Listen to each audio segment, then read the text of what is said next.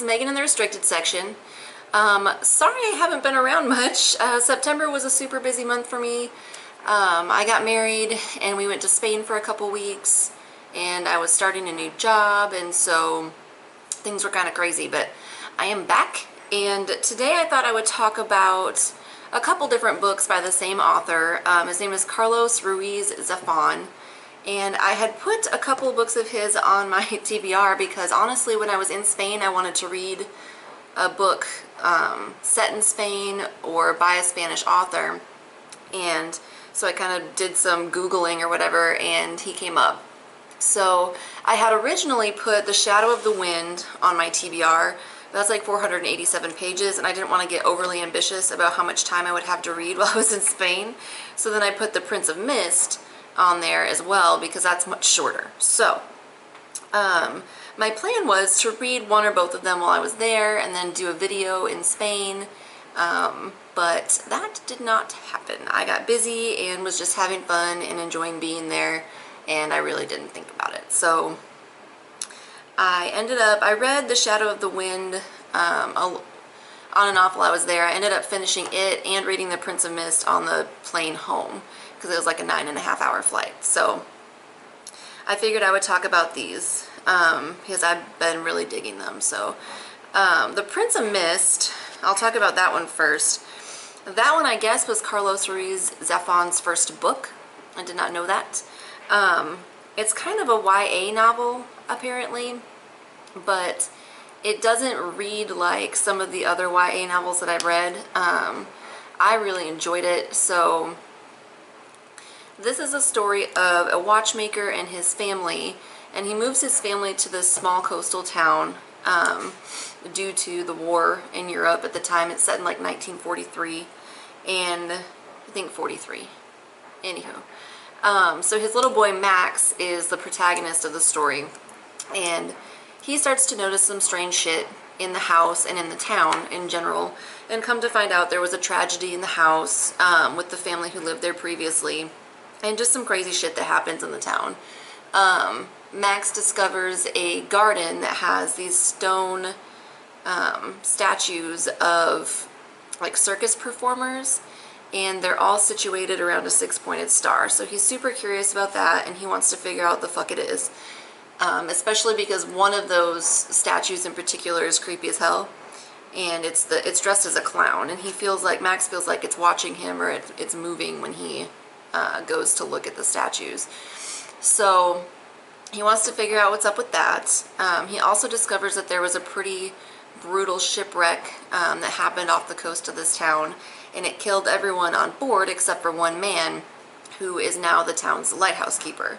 So Max ends up befriending the son, like the adopted son of the lighthouse keeper, and they kind of pal around the town or whatever and start to question and try to figure out these strange happy haps together. So it was really creepy. I was really surprised at how much that book creeped me out.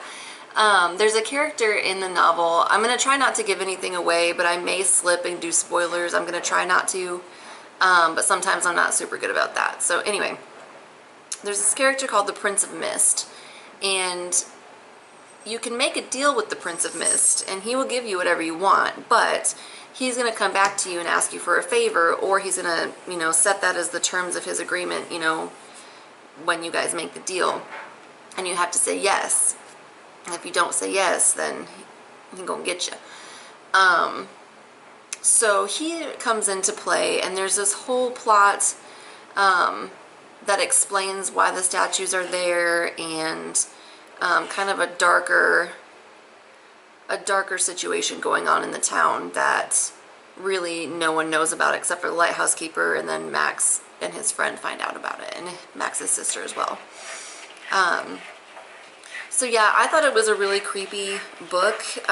There was a part involving a wardrobe, which is all I'm going to say because I don't want to ruin anything, that I thought was super creepy, and it definitely made me check my closet a few times before I went to bed. And I thought it was really well written. It flowed really well. It was only a couple hundred pages. I read it really fast.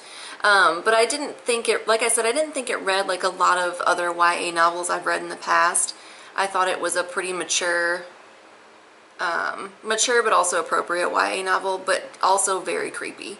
I think had I read it as a child, it would have scared the shit out of me. So I thought that one was really good. I'm glad I read that one. And then I also read The Shadow of the Wind, which is the first book in the Cemetery of Forgotten Books series, which now I have to read all of, so did that to myself. But this was translated by Lucia Graves. It was originally written in Spanish. And this is set in Barcelona in 1945. And it tells a story of a boy named Daniel, and he's the son of a bookseller. He sells antique books and like rare books and things like that.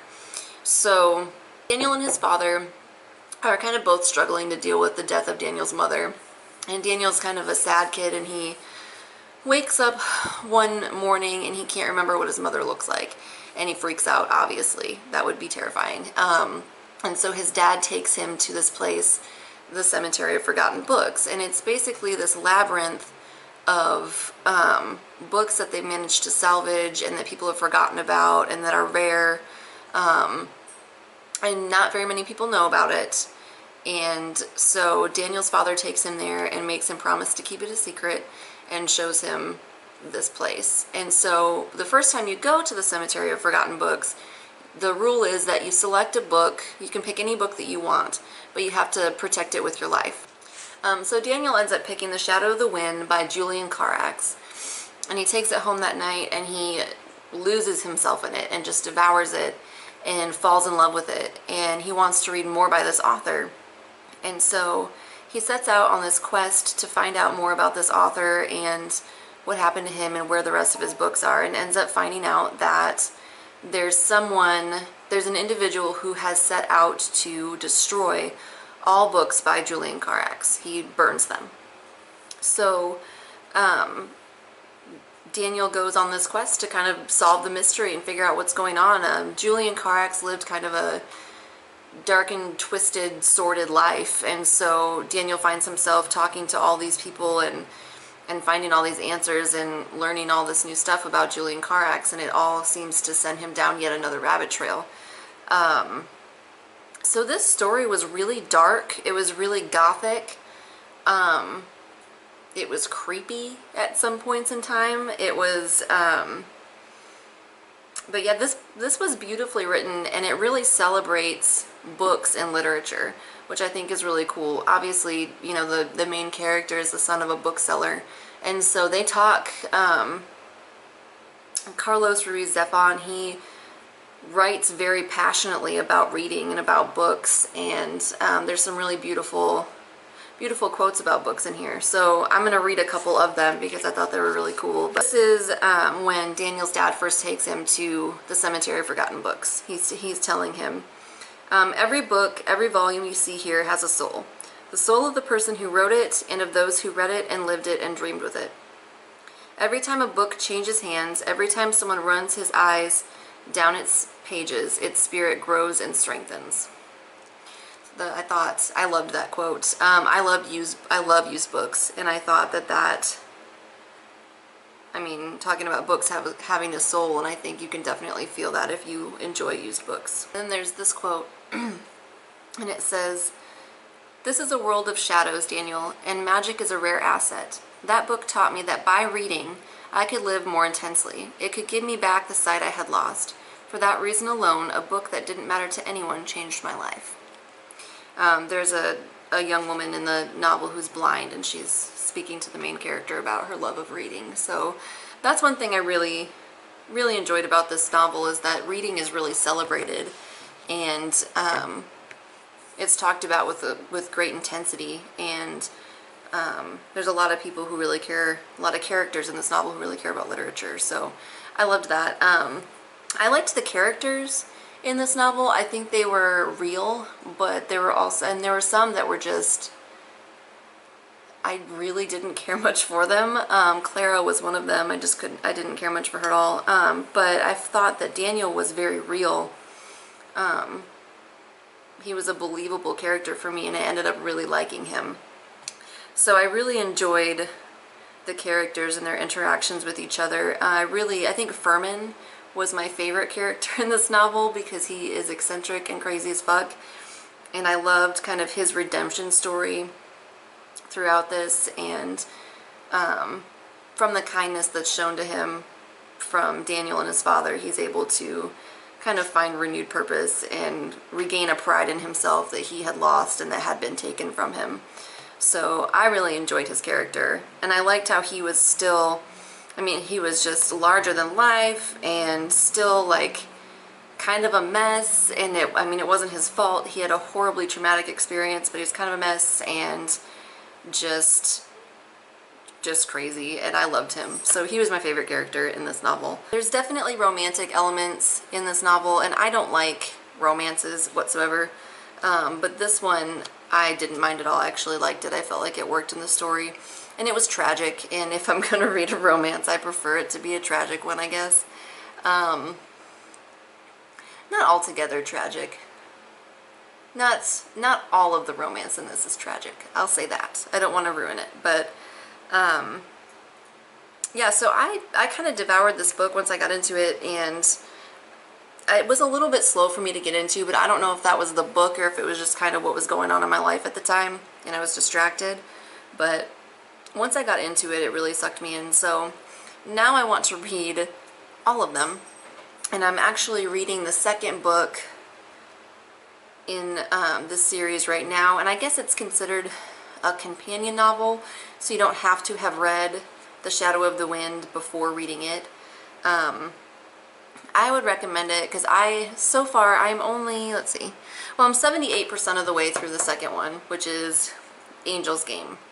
And so far, The Shadow of the Wind is heads and shoulders above it. I think the first one is the better of the two by far. But yeah, Angel's Game is a companion novel, so it's set in the same world, and then the same characters of the first one play a role in the second one, but the main character is different. So his name is David, and he is a writer of penny dreadfuls, trying to make a living. He's writing under a pseudonym. He's signed on with these just bullshit publishers who take advantage of him. And he's trying to make a living. He's offered this kind of unbelievable, kind of too good to be true deal by this really mysterious character to, this character commissions him to write this piece, I guess, about religion that's supposed to suck people in and make them believe and make them feel passionately about it, and for an incredibly large sum of money. So, of course, as you can imagine, a mysterious character makes you a deal that's too good to be true. Something probably weird is going on, so that's kind of what's happening. And this is also set in Barcelona. Obviously, it's set in the same world as the first novel, so just at a different time period. I think it's I could be wrong, but I think it's set before The Shadow of the Wind. Because I think that the first, Daniel, the main character of the first novel, I think his father is young in Angel's Game, if that makes sense. So I still like it. It's still a good book. I really like Carlos Ruiz Zafon's writing style. I think it's really beautiful, but it's not quite as good as Shadow of the Wind. Plus, the storylines are a little bit similar, so I feel like maybe he just knew he was onto a good thing and ran with it twice. Yeah, so I'm really, really pleased with these. I very rarely will kind of jump into an author like that and just get several of their books and just keep reading them. So I think that says a lot for his writing style, and I think that these are really well done. So if you have the time and energy to devote to a series, I would highly recommend it. If you don't, I would recommend checking out The Prince of Mist, because that's a couple hundred pages and it reads really quickly, and it's also good. Not as good, but it's good. Yeah, so that's all I have for today. So as per usual, there will be some links down below where you can find Sue and I elsewhere on social media. And if you're not already subscribed to the restricted section, it would be awesome if you did. Just click the subscribe button. We would love to have you, and I will see you next time.